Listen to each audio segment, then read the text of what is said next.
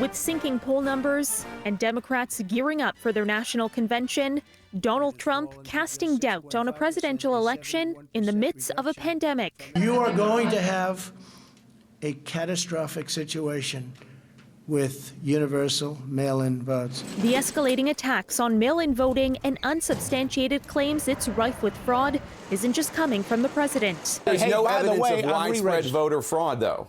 But there's no evidence of widespread voter fraud. There's no evidence that there's not either. I have a friend in New Jersey, just got married. That person got sent 2 ballots, one in her old name and one in her new name.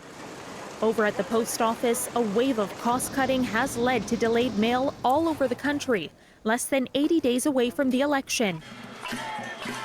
Pressure is growing on the Postmaster General, a Trump mega-donor, to resign. Protesters and top Democrats alike say he's an accomplice in what they believe is Postal Service sabotage. I'm demanding that the Senate hold hearings and call Mr. DeJoy and the head of the Postal Commission before them this week. And if Mr. DeJoy refuses to appear, he should be stamped return to sender. An investigation has already been opened by the internal watchdog at USPS, but Trump has his appointees back. He wants to make the post office great again. You ever hear the expression? He wants to make the post office great again. Millions more Americans are expected to vote by mail in the age of coronavirus. But the post office is warning of trouble ahead, telling states it can't guarantee all ballots will arrive in time to be counted.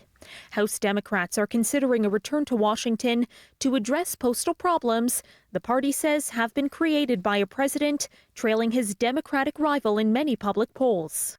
What you are witnessing is a president of the United States who is doing everything he can to suppress the vote.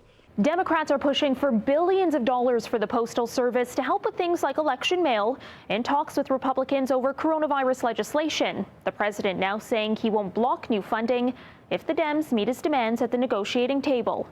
For City News, I'm Caryn Ceolin.